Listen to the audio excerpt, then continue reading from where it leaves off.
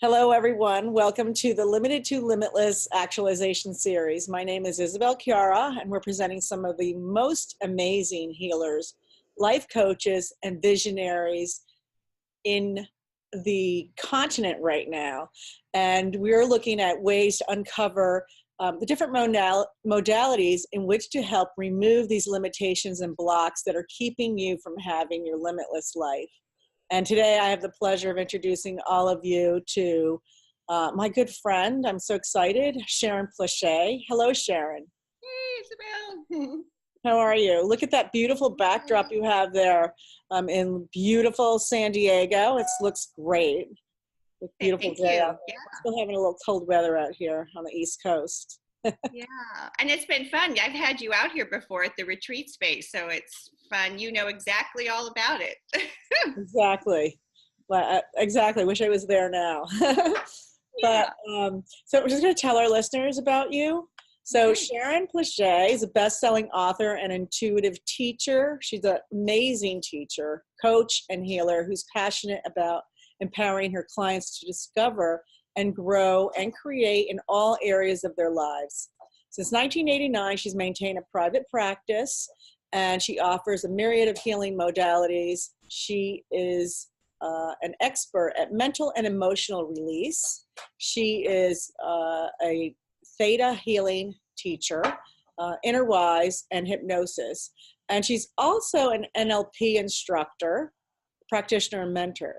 Her retreat center in San Diego offers trainings, aquatic bodywork, therapeutic massage, yoga, meditation, and more. Sharon is grateful to be a practitioner for the Wave Academy, which offers support to veterans with PTSD, which is a big part of the work that you're doing right now, which is amazing right now. You have had so much success working with the veterans. We'll talk about that at the end of this also.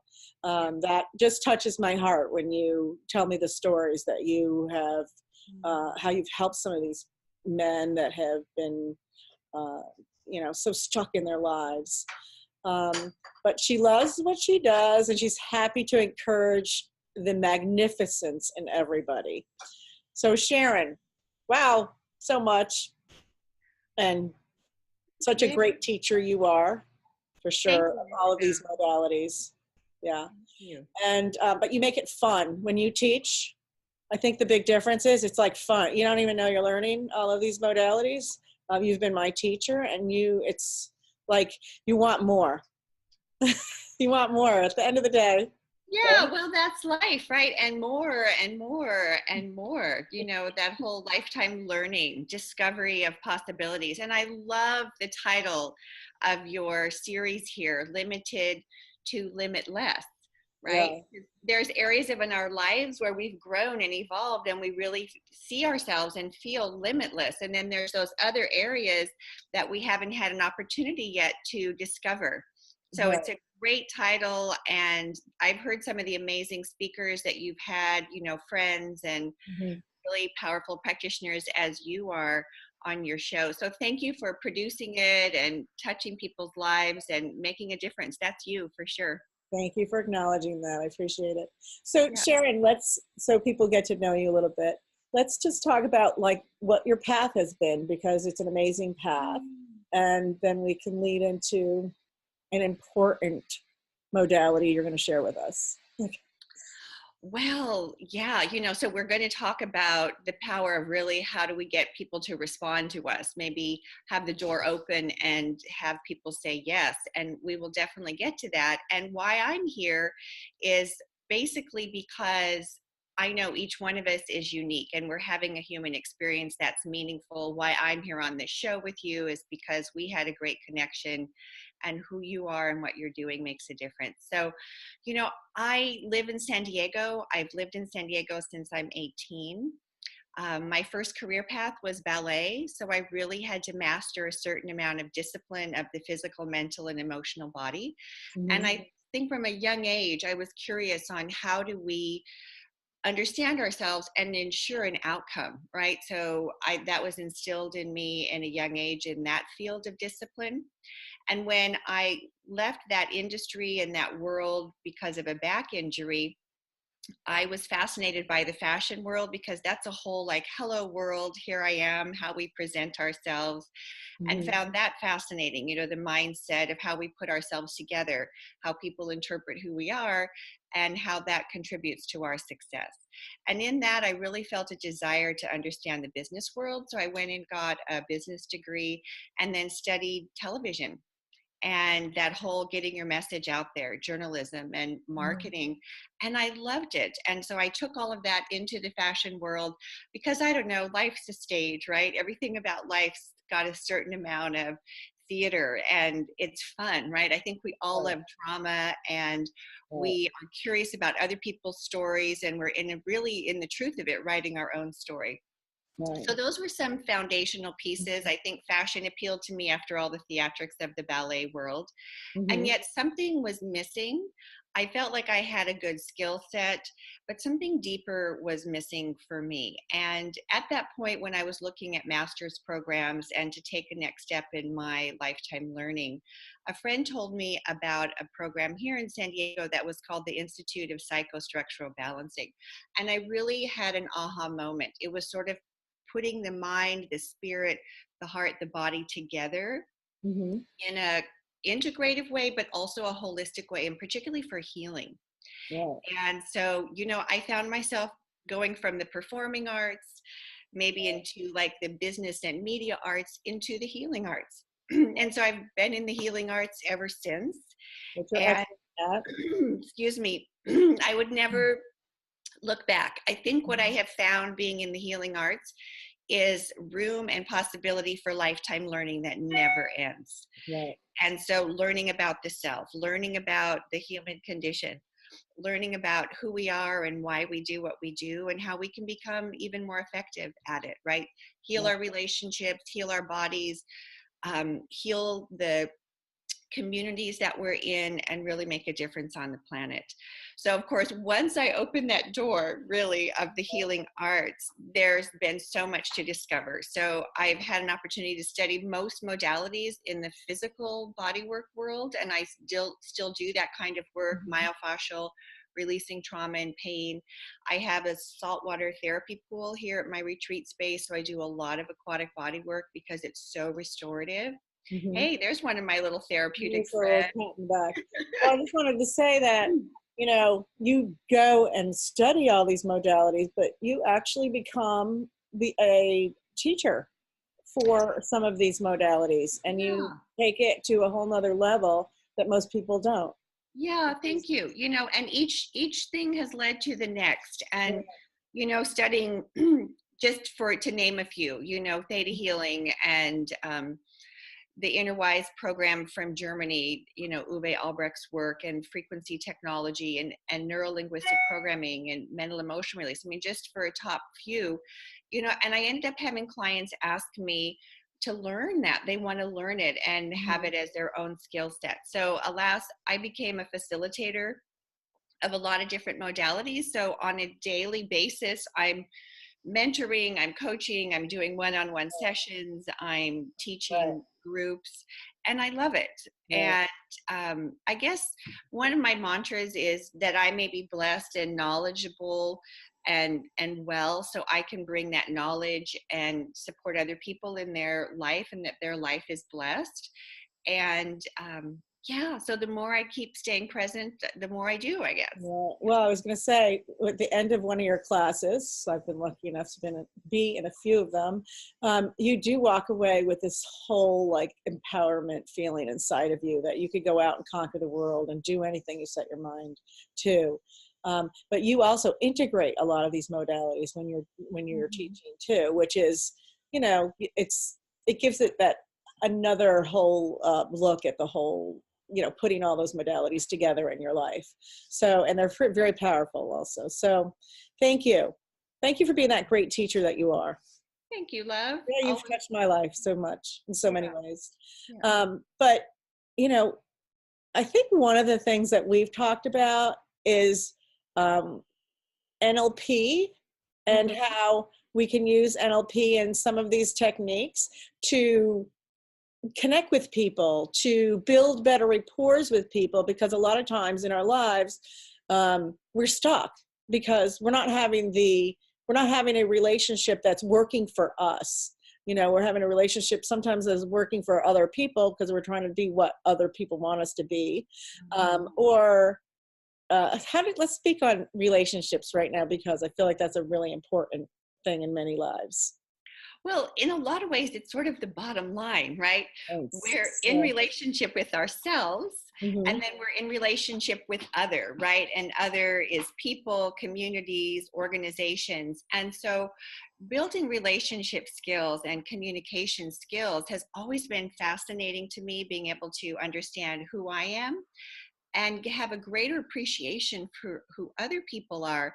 And as I respect that and can find commonality and points of agreement Mm-hmm. and acknowledgement, there's really sort of nowhere that we can't go, right? There's the possibility to take each next step. And I was reflecting on when you and I met, I felt like we sort of had instant rapport. There was sort of this acknowledgement and recognition, and we might say, like, how did that happen? And so there's actual structures of how rapport happens, and I think it could be fun to go into that and really first of all say, why build rapport, right? So, Good point. yeah, why bother, right? Why bother? Right. So building rapport makes a difference in that when we have rapport, doors open. Mm-hmm. Right?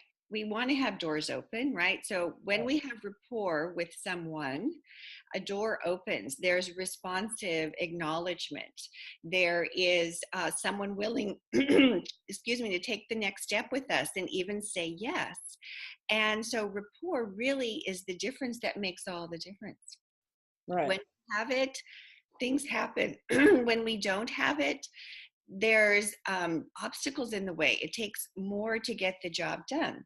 Right. And so I think why to build rapport, it's sort of the everything, right? It's the And there's everything. also that I think it's important for you as an individual to be seen by another person, because it's kind of a yes to you, right? To what you are about. Many people have had lives where they were criticized their whole life. And having someone on the other side of you that sees you and says, oh, that's a great quality, instead of like, a whole lifetime of like, that isn't a great quality inside of you. So being seen and is a yes in your body, and it lands in the body. I can only describe it like that. And it feels like warming and nourishing to your body when someone's on the other side of you doing that.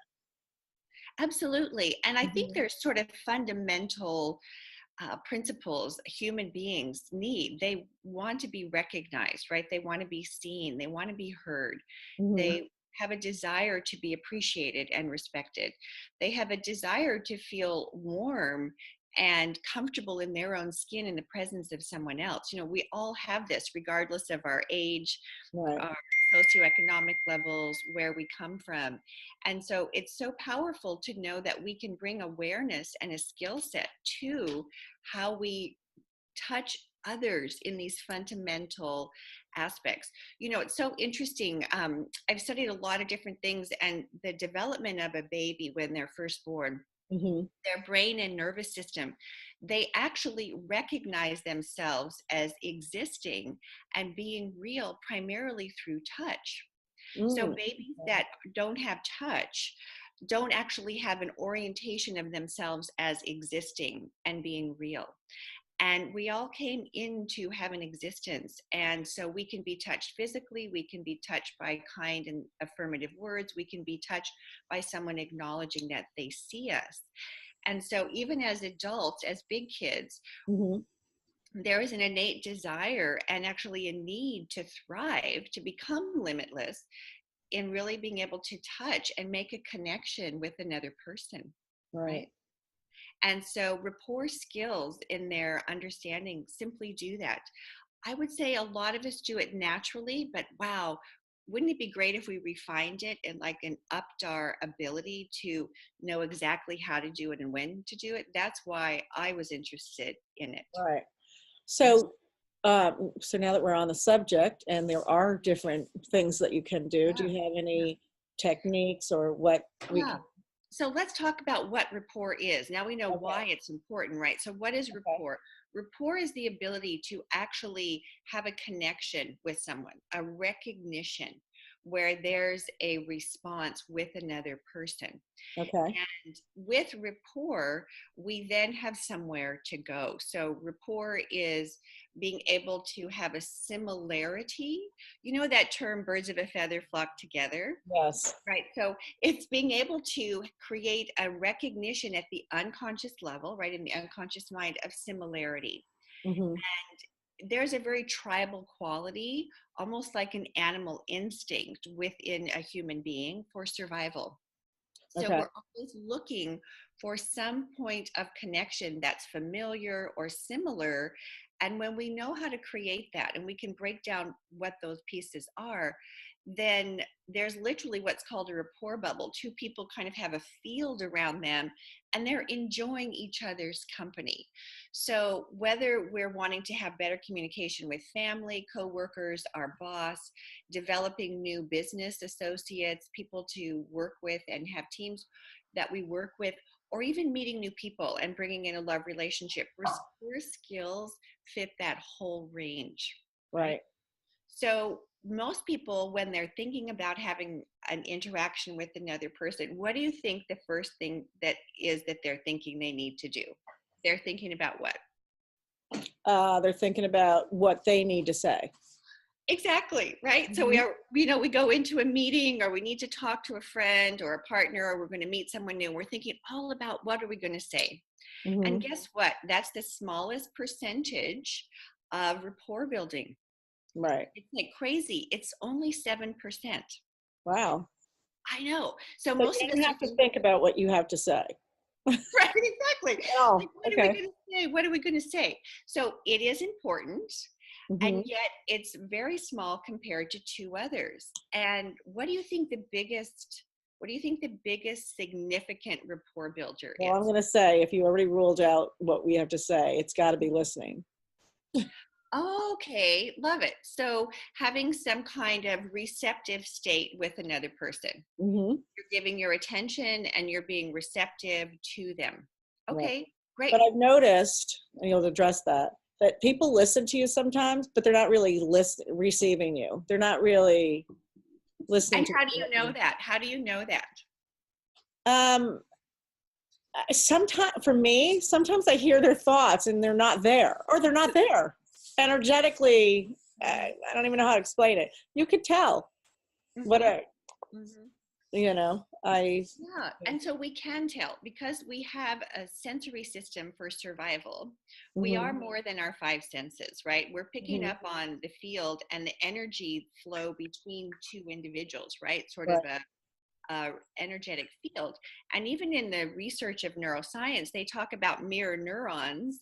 When we mm-hmm, watch someone do something, the part of their brain that's firing, our brain will fire, and then it creates a coherence or an entrainment. And if mm-hmm. someone's really not synced up with us, we can feel the lack of coherence, right? We can feel the Okay. lack of entrainment energetically. Isn't that a trip? Well, Yeah, I mean, if anybody got one thing, that's important. yeah. So Yeah. how to build that rapport bubble Mm-hmm. creates more than just a verbal communication, right? It's an energetic rapport and what happens through that. So the biggest component, oh my gosh, it's what we're doing with our bodies. Mm-hmm. It's our body language. And so I think most of us have had some fun exploring body language. We've looked at ours, we've looked at others, but Mm-hmm. body language is actually the loudest indicator. I mean, it's actually screaming if we Mm-hmm. could hear it, right? Yeah. And it's going, hello, hello, as a communication. Now, Mm-hmm. we might be thinking, well, my conscious mind is thinking about what they're saying. Right. But your conscious mind is only 5%. Your unconscious mind, 95%, is taking in the whole picture Yeah. and it's taking in what they're doing with their body. Right. Right. Good point. So, what Yeah. are some of the signals that you have a lot of them? So, it'd be interesting to hear what some of them are. Yeah. So body language is 55%. It's over half of it. Right. Right. So when you said someone's looking at me and I think they're listening, you're probably noticing their body language is telling you a different story. Yes. Right. So an example is if they go, oh, I agree with you. That's really unfortunate. Right. Their words are saying, I agree, but their body language is giving Right. you, Right. In I the need opposite this, direction. So you right? intuitively in your own body know that they're not, you're like, wait, hold on, something's not Yeah. equating here. Right. Yeah. Yeah. So it starts to create dissonance, in music. It's sort of like disharmony. Because when there's rapport, there's harmony. There's like a, "Ah," right? There's a Hmm. beautiful flow in that. Otherwise, it's like, "Meh, we're trying to figure out what's going on, right? What's going on. Uh-huh. So let's talk about what some of the indicators are with the body, right? Okay. What someone's doing with their body, Hmm. right? So I'm fairly animated, right? Right. So if someone was sitting in front of me with their arms crossed, Hmm. I'm being like this in my conversation, we're sort of on two different pages, Right. right? Exactly. Yeah. Right. If they're sitting back with their arms crossed and I'm excited about what I'm sharing, right? And they're not Hmm. really, they're probably not going to be responsive because this behavior isn't acknowledging their position. Right. Right. So, how someone positions their body. So, if I wanted to build rapport with someone, which I do all the time, and literally, Isabel, it has saved my life, Right. particularly working with the veterans, is I'm first of all looking at what someone's doing with their body, and Okay. I'm doing the best to be similar, right? Okay. Keyword there, similar rather than exact. Right. So if they're So, if sitting there with their arms crossed, are you going to do the crossing of the arms? Well, first of all, I'm going to kind of look. Yeah, good question. Like, do we both stand there like crossed arms? Because sometimes the veterans, when they first come, are pretty defensive, Of right? course. So I'm not probably. If I did exactly the same thing, it would be comical, right? Their conscious Hmm. mind would notice this is kind of strange. What is this person doing, right? Hmm. So one thing I look for is someone forward in their midline, center, or back, Ah, right? good one. Yeah. Yeah. So if someone is forward in their midline, I'm going to be a little forward in my midline, right? Okay. If they're a little bit back in their midline, I'm going to be a little bit back. That's sort of the dancer in me being Hmm. aware of that. So I'm first of all looking kind of for proximity that they have in their orientation of the self. Hmm. If they're standing tall and elongated, or if they're dropping and sinking down in their body. So those are sort of orientations of the self, right? In the midline, more of an extension or compression. Right. And then I'm going to be, if we're standing or sitting, it's going to be different. I'm going to notice where's their head. So this is kind of easy for me as a dancer. I had to know where all the body parts were, Right. right? So if their chin is pulled back, that's very different than their chin forward, right? Hmm. Or if their head's to one side or one side. So I'm taking all of those in, right? If their arms are Hmm. crossed, if their feet are splayed out, or their feet are parallel, or if there's one foot forward. So there's a lot of options for me, right? Right. I don't have to copy everything. Okay. I'm going to probably pick two, maybe three things about their body language. Right. Okay. Hmm. So if they're quiet, then I'm going to be observing what they're doing when their body's quiet, meaning they're not talking yet. If they're talking, then I'm going to be noticing any kind of gesturing with their body. Now, Okay. the unconscious mind doesn't need it to be exactly the same. It needs a few things that are similar. Good. Yeah. So rather than mimicking doing exactly the same thing, I'm looking for a few little similarities, right? Right. To give some rapport. And the unconscious mind goes, oh, look, there's something familiar here. Okay. Oh, this similarity is making me feel more comfortable in myself and with this person. Right. Well, you actually have a great story about one of the veterans that you were able to transform the whole relationship when you Oh, were when yeah. want to tell Well, us? Yeah. yeah. It happens every time, particularly when I Right. have a new veteran. So I'm looking at their body. Hmm. So that's one of the whats. We look at body language and how they're using it. Another what is how they're speaking, if their voice is high, medium, or low. And then I'll illustrate these in that example, right? If they're Okay. speaking quickly or slowly. So I'm going to observe how they're using their voice and Hmm. their quality of voice. And then I'm going to listen to their words. Right. So in this example, I had to use all three, right? So the words would be what we call the way their brain interprets their environment. They might be visual, they take things in primarily visually, they Mm-hmm. might be aware of things more auditorily, or they're more in their body about how things feel. Right. So I had a wonderful veteran come who was extremely apprehensive. And, these are amazing individuals who have overcome odds that I can't even Right. imagine. Right. For So sure. when someone arrives, they're a veteran and I'm a civilian. Right. So let's talk about what else we have to do with rapport that's more than body language, the quality of someone's voice and what they're saying. Okay. So we build natural rapport when we meet someone, right? If there's something about their appearance that's similar to ours, Okay. we immediately take it in. So we often will be attracted to people that have similar hairstyles, similar clothing. That was always interesting to me in the fashion world, right? How they Mm-hmm. put themselves together. Okay. Then there's similarity and natural rapport with gender, right? I grew up with brothers, so it's easy for me to be in rapport with men, but I'm also a woman, so it's easy for me to be in rapport with women. So there's natural rapport often through gender. At a party, women often go and talk to the women, men go and talk to the men unconsciously because it feels familiar, right? There's Right. similarity. Then there's other things that are part of that too. It could be socioeconomic levels.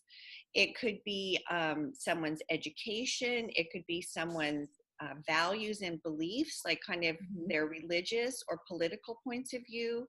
And it could be cultural.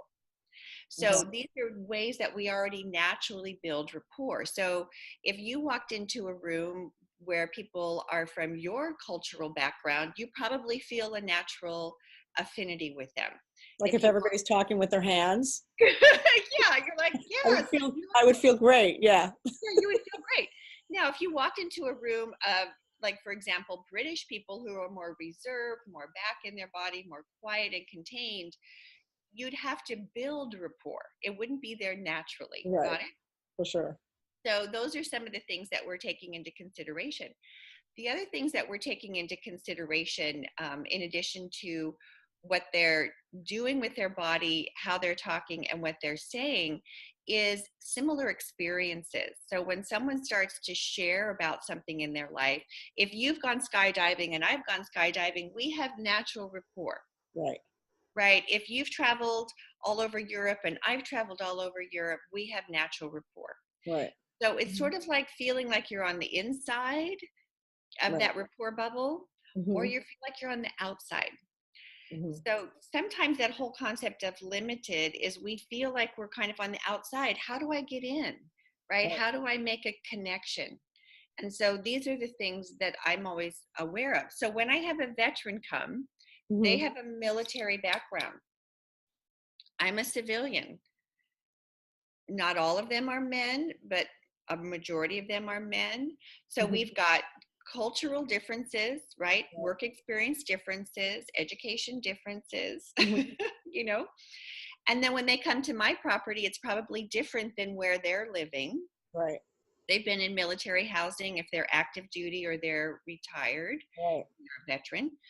And then they have a skill set, right? Of PTSD, often physical injury, Right. and some of them are struggling with marriages, children, lack of income, divorce. So they've got so many things that are part of their profile of who they are. Right. I might have some similar experiences and I might have very different experiences. So then you say to yourself, oh my gosh, where do you find the common ground? Right. And How do you particularly, figure that out? yeah, how do you figure that out?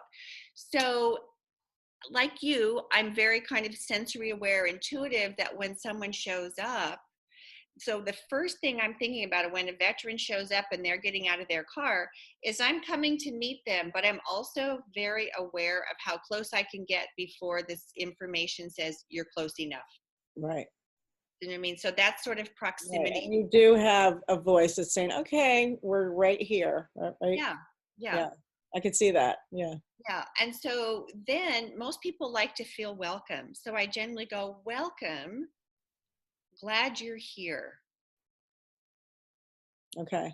right? So I'm meeting them in that moment. Welcome, glad you're here, right? Okay. Now I'm picking up on their cues. I'm immediately starting to respond to what they're doing with their body.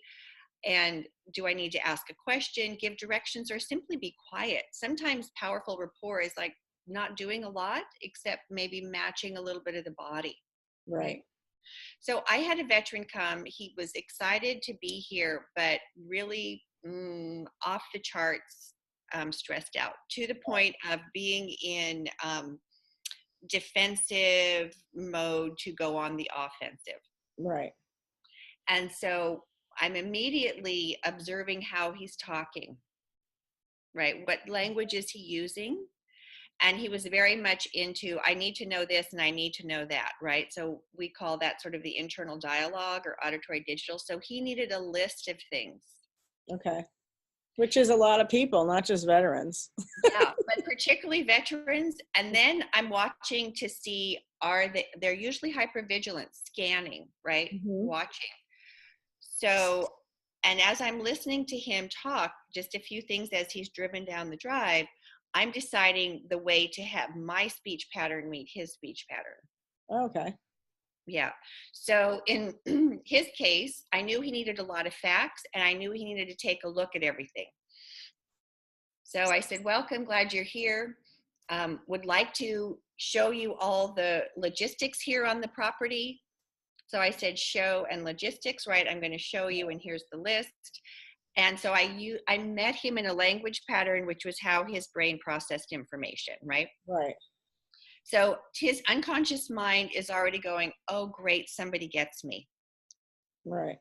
If I had said to this individual, oh, what a great feeling here in the warm water and on this property, he would have looked turned around and left. He would have turned around and left. Right. He would have said, "Who is this person?" He would have just thought, who is this ooey gooey? Like he would have just got, we don't get it, right? Right. So I am in a little bit of an intake process of finding out what brought them to the program and what their intention is. And that's also where I'm getting information. Right. But he also wasn't comfortable being next to anybody. He had a wide proximity. So I physically gave him a wide proximity, and I also moved my energy back, right? So got a little bit of intake on why he was there, what his intention was. And what I found out is he didn't trust anybody. Right. Yeah, it wasn't about you. Right. Yeah, didn't trust anybody. So I needed to give him lots of details so he understood that he was safe on this property, right? He had a list that he needed. Mm-hmm. Then I needed to give him time to look around. I needed to position him in the therapy pool where he had a whole sight line of the whole property. Right. And so, and I'm speaking to him in his language because he said to me, I don't think I'll be coming back at first.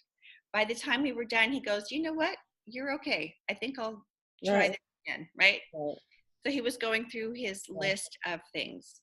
And what I did is I kept building upon that. And through that process, he actually was able to come home to himself and be comfortable in his own skin, in the environment, in the therapeutic process. Right. And what I did is I was utilizing techniques of what did he need to see? What did he need to know? What did he need to hear for him ultimately to feel better, right? You were never going to get to him feeling better until you went through what does he need to know? What does he need to see? And then he needed to hear some things. I said, what do you need to hear if you get triggered? Yeah. So you directly asked him that question. I directly asked him that question because he said I could get triggered. And I said, great. Is there anything I need to know? Because has his list, right? And then when I see you, because he's talking visual, when I see you do that, is there anything I can help you with? And is there anything you need to hear? And he said, yes, you need to say all clear 6 o'clock, which means that 360 degrees around him, he's safe. Right. Right. So I'm telling you, Isabel, if I didn't have NLP and rapport building skills, I wouldn't have had the tools to know what to ask. Right. And it would have been his first and his last time to visit you. Right? Yeah. And he actually fell in love with the therapeutic process, has come back as a private client and thanked me for actually bringing him home to himself, his own awareness, and how to take care of himself and be someone who cared more about who I am and my persona. And I could literally, in a sense, get into somebody else's shoes. Right. And how does that happen when I haven't lived that life? And yet that commonality, that similarity was be able to be met, and a beautiful therapeutic relationship for transformation happened. Mm-hmm. Yeah. You Yeah. definitely, I've seen you have conversations with so many different people, and they're just, they seem like tough on the outside, and then you're having a conversation with them. You ask them the right questions. It's a very, it's an important gift that you have, and I've seen the conversation go to depths that I've never could imagine. So definitely a great skill, rapport building, and how you use the NLP and all your other modalities in order to get to that point where you're meeting your clients or whoever you meet on the street. You talk to everybody. Well, and so conversation and meeting strangers is, Uh-huh. Right. when I think about us manifesting in our lives, we had talked about this and creating that next opportunity or that next success. Right. And maybe it's a love relationship, maybe it's additional clients, maybe it's more income earning. Mm-hmm. To me, the rapport building skills make life interesting. Literally every interaction with another human being can be fun, right? And Mm-hmm. curious. And when we have a desire to produce a positive outcome for ourselves and another person, instead of it being difficult, like I hear so many people go, oh, I hate networking meetings, or it's always difficult to meet new people. Now, you're very outgoing, Isabel, and you have natural qualities of engagement and playfulness and interest in people. But for Mm-hmm. someone who that's a little bit more of a stretch, maybe they're more on the introvert Yeah. spectrum. What would they do? Yeah, the introvert spectrum, you don't have to say a lot, right? You can use your positioning of your body. When you do speak, you can use similar languaging and different tonality, and you'll get more comfortable. The introvert will get more comfortable, and they'll be able to build rapport with an introvert or an extrovert or someone on a Mm-hmm. spectrum. And then there's a meeting point where things can move forward, because once we have rapport, Mm-hmm. we know how to have rapport, but once we have rapport, we want it to lead to something, right? It's a Right. responsive state. There is an interplay between two individuals to create a positive outcome. Right. And Right. so rapport is so beneficial because we get comfortable. We know how to meet somebody else. As there's rapport, we Mm-hmm. can help them have their outcome. We can have an outcome with them. Right. And to me, that is an absolute gift. I mean, I think about parents benefiting from rapport building skills, teachers, educators, Mm-hmm. anyone in business, anybody in relationships with their friends or family or loved ones. Right. Right. Yeah. Great. Great, Sharon. I love listening to this. Can we just circle back to, you were talking about if a person's uh, audio digital, Mhm. knowing, Yeah. there's 3 or 4 ways that people take in information or make their decisions. And when you taught me that, I thought that was most empowering insight to myself. Yeah. So maybe you can give us a little outline so everybody could walk away with something really interesting. Right. Not So, very empowering to use in mhm. their life. Yeah. So understanding how we make a decision or come to a conclusion. And, in Mhm. NLP, how we do one thing is how we do everything. Right. And so how we process information is the same. So when I'm teaching, I need to know how someone processes information. And Hmm. there's usually a sequence. So some people need to see something first, Right. right? And after they see it, they can take the next step. Some people first need to hear something, right? And then they take the next step.